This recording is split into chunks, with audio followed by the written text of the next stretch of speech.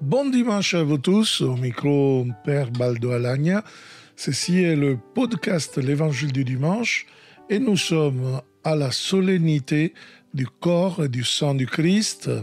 C'est la solennité qui autrefois c'était le jeudi après la Trinité, mais rapportée justement à dimanche pour donner la possibilité à beaucoup de gens de pouvoir profiter de cette solennité. Et vous avez entendu que je n'ai pas dit simplement le corps du Seigneur, mais corps et sang, donc corpus et sanguinis Domini, pas simplement le corpus Domini, serait inexact. Mais je vais l'expliquer dans la deuxième partie de ce podcast, dans la partie théologique. Nous voulons commencer déjà avec une petite exégèse pour rentrer encore plus en profondeur de notre texte de Jean 6, 51-59. Alors, vraiment, nous sommes dans un évangile, l'évangile de Jean, qui nous donne vraiment la possibilité de vivre justement une expérience assez forte. C'est l'évangéliste qui ne parle pas de l'institution de l'Eucharistie, mais dans ce discours au chapitre 6, nous voyons particulièrement dans ces versets, nous voyons que tout le discours de Jésus est entièrement centré sur l'Eucharistie. Jean est l'évangéliste donc qui ne présente pas la dernière scène, mais il a une théologie eucharistique très forte.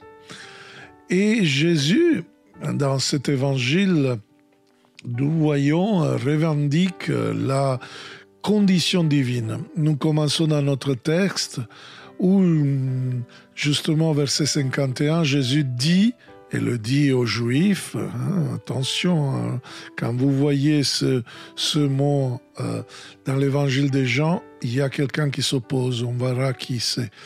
Donc, Jésus va dire aux foules, déjà foules et juifs, nous dit qu'ils sont opposés à lui.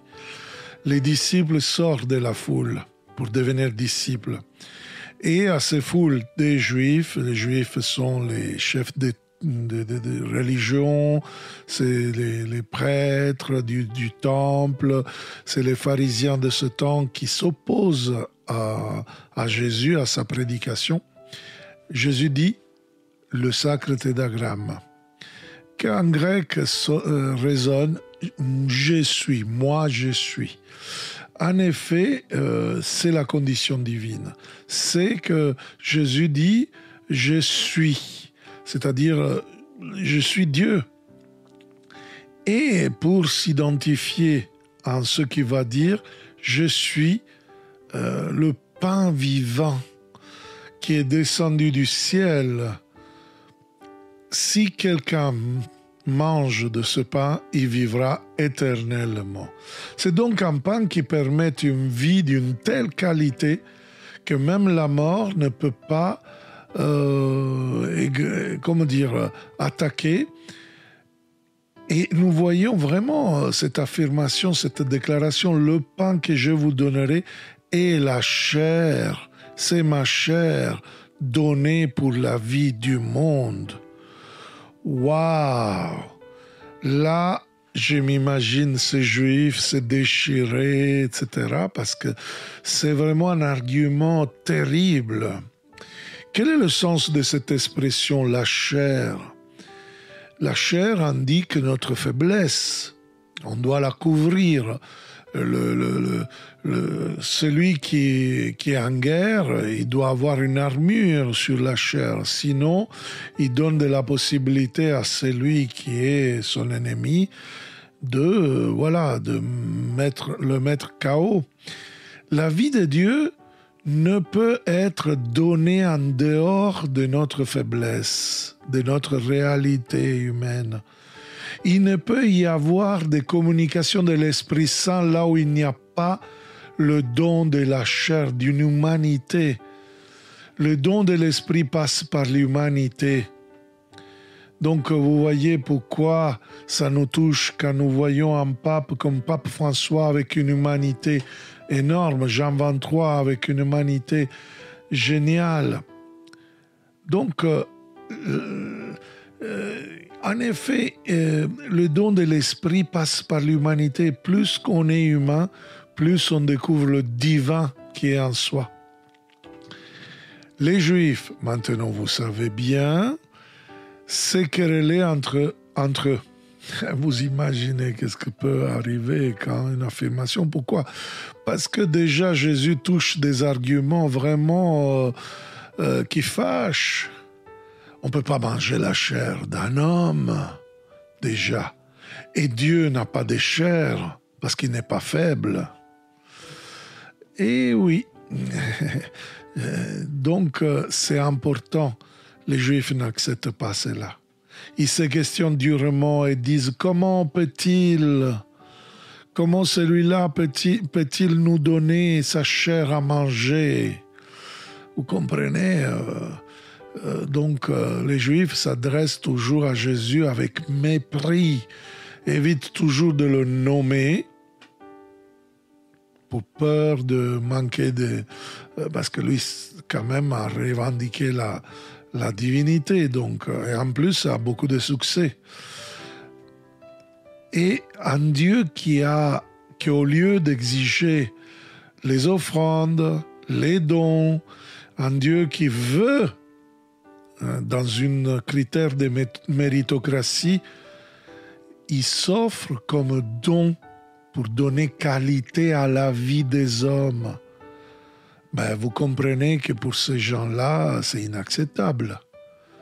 Pour ces gens-là qui sont religieux, voilà qu'est-ce que ça veut dire religiosité néfaste. C'est pour ça que moi, je n'aime pas le mot religion. Je préfère, vous le savez, le mot relation. Relation entre nous et Dieu, relation entre nous dans la foi, relation avec l'humanité, même avec des frères qui ne sont pas chrétiens. Vous comprenez que un Dieu qui a, au lieu d'exiger des dons, s'offre comme don, ce n'est pas le Dieu à l'image des pharisiens, à l'image de ces chefs religieux, qui veut exploiter les pauvres, exploiter et pas les servir. C'est servir. Et voilà la déclaration de Jésus. Amen, amen, je vous le dis. Waouh! Quand Jésus dit ça, c'est vraiment une affirmation avec sécurité, avec assurance, avec certitude. C'est lui qui mange ma chair et boit mon sang a, verbe avoir, la vie éternelle. A, la vie éternelle. Cette chair et ce sang, et attention, il dit, et moi je le ressusciterai au dernier jour. Donc cette chair, ce sang, sont un thème très cher à l'évangéliste qui se réfère à Jésus comme l'agneau de Dieu. Vous vous rappelez au début de l'évangile, Jean le Baptiste, voici l'agneau de Dieu, c'est-à-dire l'agneau de l'exode pascal, cet agneau dont la chair devait être mangée selon les instructions de Moïse. Et cet agneau, naturellement, il donnait un petit peu de force pour le voyage. Et après, le sang qui permettait d'être protégé de l'ange de la mort dans l'extermination des enfants des Égyptiens. Eh bien, Jésus est présenté à son achèvement complet et le sang ne sera pas libéré de la mort simplement physique, terrestre, mais nous donne la liberté de la mort éternelle, de la mort pour toujours. C'est-à-dire qu'il nous permettra de vivre une vie éternelle, une vie pour toujours. Donc, Jésus a cette expression déjà difficile à accepter pour les Juifs, manger comme de la viande, pourrons dire, ajoute quelque chose qui entre en conflit avec la culture et la mentalité des Juifs, c'est-à-dire boire le sang. Et là, nous touchons par exemple un argument que souvent les témoins de Jéhovah prennent, et en effet, ils perturbent ce texte grec où Jésus utilise le verbe avoir, le verbe être, et ils vont mettre représenter et d'autres trucs. En effet, notre évangile là est mal traduit. Désolé, encore une fois, nous voyons que la traduction, c'est trahison. Jésus dit, celui qui mange ma chair. Oui, c'est vrai. Mais si nous prenons le manuscrit en grec, vous trouvez le verbe trogo. Trogo, en grec, veut dire littéralement mâcher, mordre presque. C'est-à-dire, c'est un peu grossier peut-être, mais ça donne quelque chose de concret. Il n'est pas un manger spirituel, une signification un peu comme ça qui n'a pas de sens. Non, il parle que vraiment c'est de la nourriture. Ma chair est la vraie nourriture et identification. Mon sang est une vraie boisson. Vous comprenez que là, vous imaginez les Juifs qui étaient déjà furieux. Bon, Jésus revient à nouveau au thème qui est cher à lui. La vie éternelle n'est pas placée dans l'avenir comme quelque chose une somme de temps, mais c'est la qualité de la vie spirituelle qui commence dans l'aujourd'hui. Donc, pour les Juifs, à ce temps-là, c'était une récompense. Tu as un bon comportement, voilà, on te donne le prix, c'est la vie éternelle. Mais là, c'est l'expérience de vivre avec Jésus, de vivre avec Dieu dans le présent. Comme ça, ouvre au paradis, qui c'est exactement ça. Donc, dans le déjà et le pas encore. Celui qui adhère à Jésus et qui, comme lui, devient chair pour la vie des hommes, se fait pain pour les hommes, pour son bien, pour leur bien, et a déjà une vie d'une telle qualité que la mort ne peut pas l'interrompre. Jésus poursuit. Celui qui mange ma chair et boit mon sang demeure à moi. Qui sait, si vous n'avez pas compris,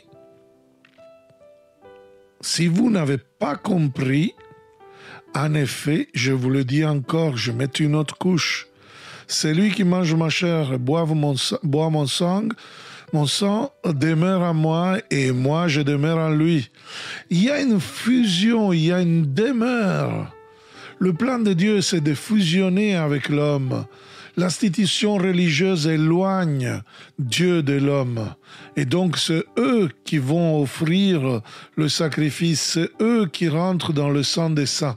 Mais maintenant, avec Jésus, et surtout après le mystère pascal, il y a un seul médiateur, c'est Jésus-Christ. Et l'homme, en Jésus-Christ, devient un avec lui dans l'Eucharistie. Jésus déclare, c'est lui qui me mange, lui aussi vivra pour moi.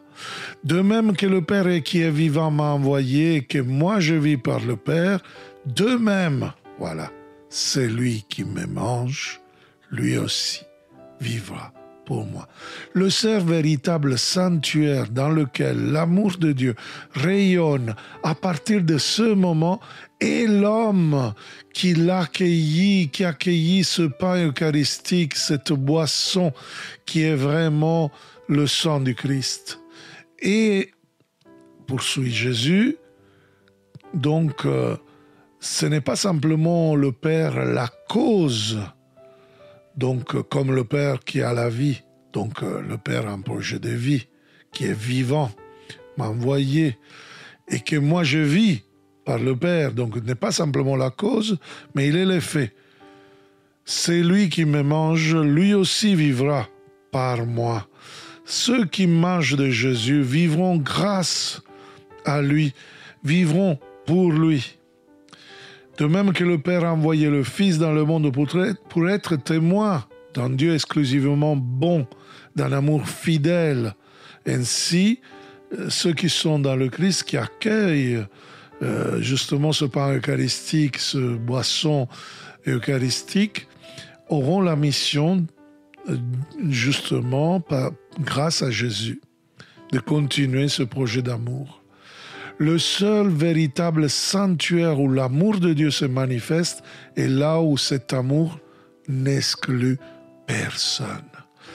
Et puis Jésus revient à nouveau au voyage, c'est-à-dire à l'Exode.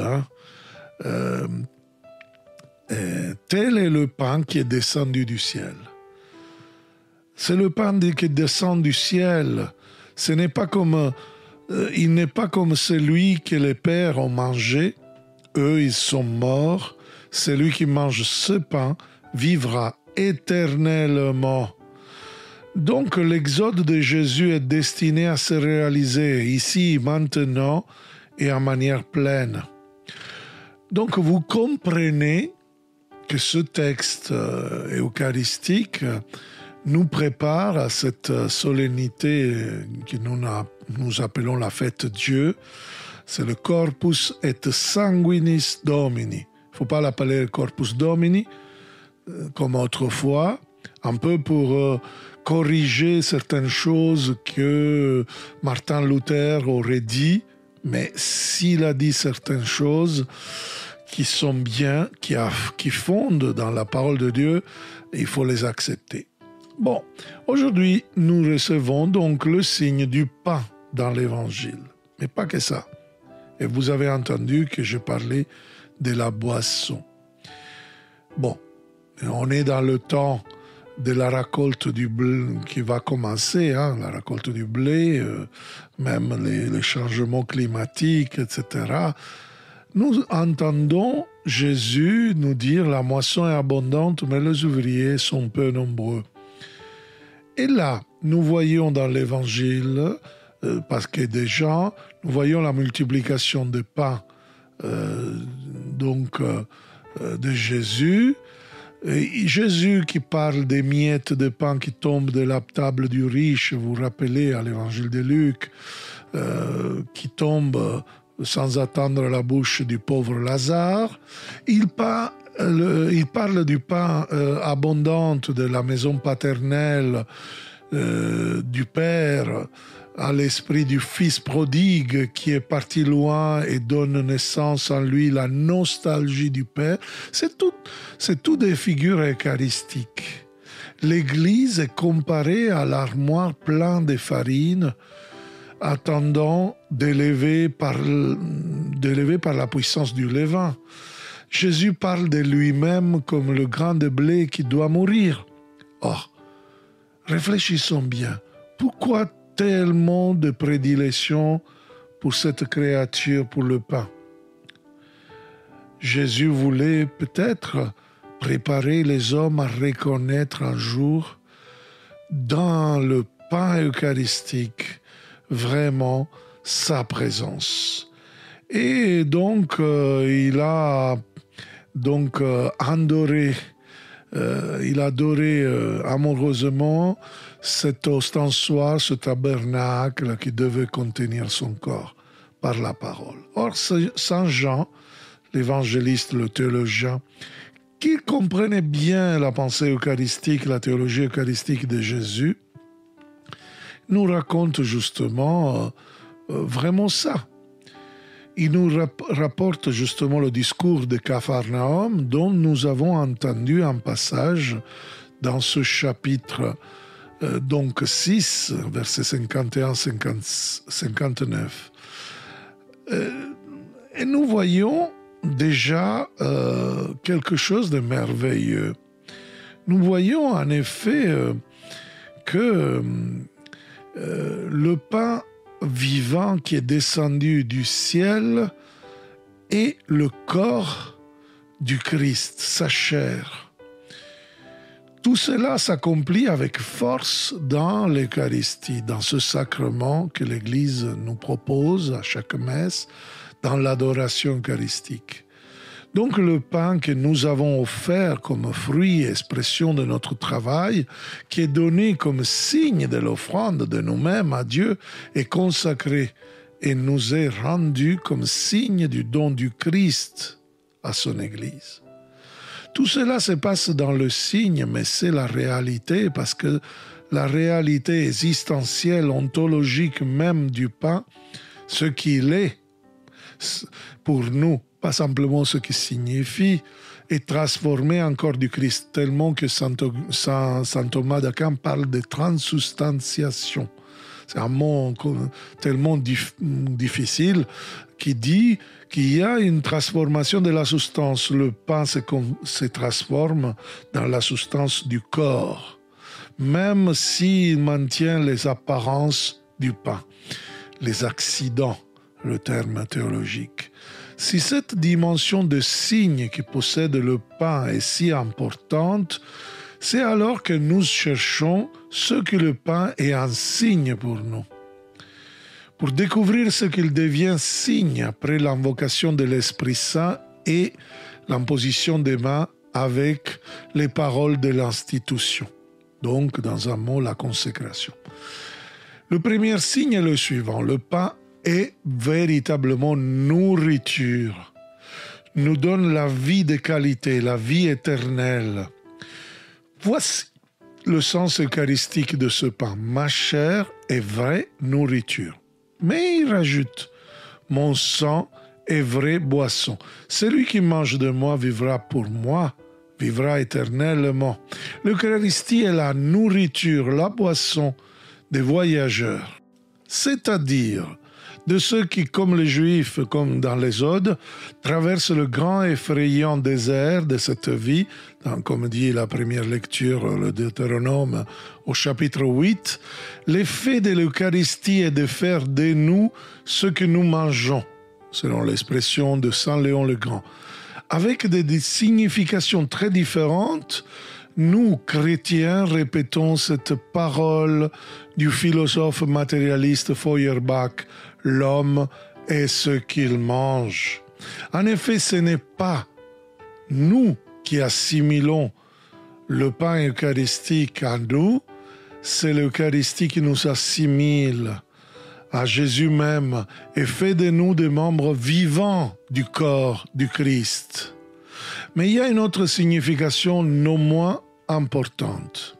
En raison de la façon dont il est mangé, le pain est un signe de communion. Paul nous le rappelle dans la deuxième lecture d'aujourd'hui, la première lettre aux Corinthiens, chapitre 10. Le pain que nous rompons n'est-il pas une communion avec le Christ, le corps du Christ? Puisqu'il n'y a qu'un seul pain, nous, bien que plusieurs, nous sommes un seul corps. En d'autres termes, nous communions avec lui et nous communions avec les autres, avec le pape, avec l'évêque, avec tous les chrétiens du monde. Ce deuxième signe était plus éloquent en d'autres termes, en d'autres temps, lorsque devant la famille réunie autour de la table, le père rompait le pain unique et le donnait à tout le monde. C'est-à-dire quand il y avait un véritable pain, pas les sandwichs, les hamburgers ou je sais pas, qui vont séparer complètement la ritualité d'un repas familial ensemble, signe de communion, signe d'unité. Le repas, le pain, alors devient le signe de la communion. Et donc le pain devenu chair, le vin devenu sang, qui donne la joie de la communion, c'est-à-dire la partie intégrante de la vie de chacun des présents, un lien profond, substantiel d'unité, naturellement est enlevé de nos cultures par le fast-food, par la vie vraiment frénétique que nous vivons, et il manque justement ce signe du banquet, le signe vital qui est l'Eucharistie. cela doit resplendir toujours plus clairement dans nos assemblées, dans nos vies chrétiennes, nous conduire à récupérer au plus vite une partie essentielle injustement abandonnée. C'est la communion au sang du Christ. Jésus dit dans cet évangile, on ne peut pas déchirer cette partie de l'évangile, mon sang est véritablement une boisson et une vraie boisson. Sans boisson, dit Jésus, il n'y a pas de signe complet de vrai banquet. Restituer au peuple chrétien la communion sur les espèces du corps et du sang du Christ est vraiment le devoir et le droit qui est dû par la volonté, l'institution du Christ. Quelqu'un parfois me dit, mais oui, mais Jésus a tel mystique a dit. Et alors, qu'est-ce qu'on fait? Que la révélation privée va annuler la révélation publique? On est dans l'évangile de Jean, chapitre 6, versets 51-59. On va déchirer ça parce que quelqu'un un jour, il a dit que Jésus a lui dit ça et donc l'évangile, on va le jeter? Non, frères et sœurs, nous ne pouvons pas dire n'importe quoi.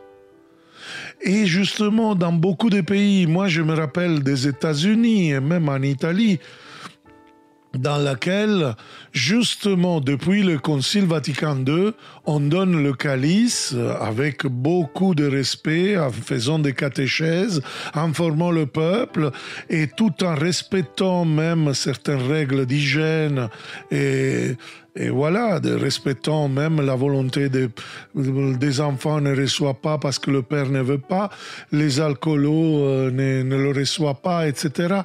Et il y a beaucoup d'attention.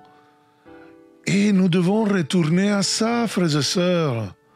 Parce qu'en effet, Jésus nous dit cela, ma chair est nourriture, mon sang, vraie boisson.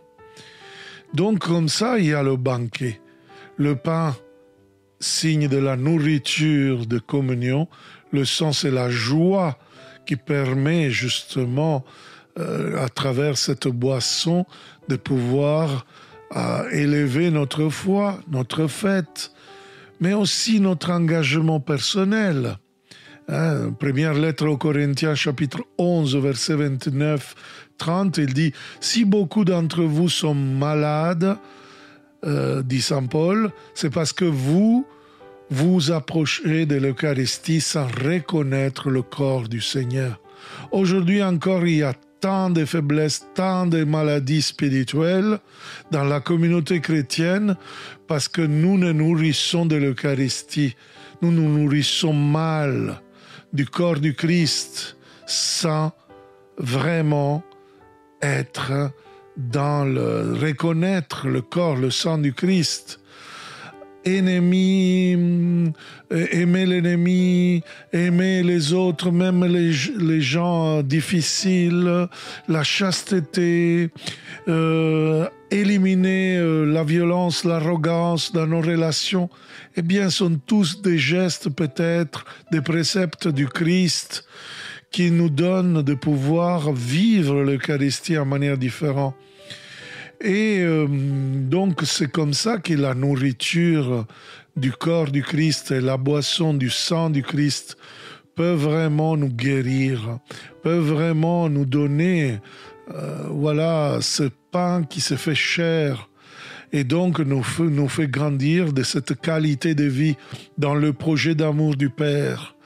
Vous voyez, c'est fondamental, frères et sœurs, qu'aujourd'hui nous pouvons être concrets dans notre communion eucharistique. La théologie eucharistique, ce n'est pas une théologie d'exclusion, mais qui nous met dans la communion avec Dieu, dans la communion avec les frères, même ceux qui ne sont pas encore chrétiens ou ils ne le seront jamais. Comme dit notre cher pape, on est tous des frères. Et voilà, frères et sœurs, qu'aussi dans l'Eucharistie, il y a de l'espace pour ces gens-là. Parce que l'Eucharistie nous dit toute la faiblesse de la chair, nous dit toute la beauté et la joie de la boisson, du vin.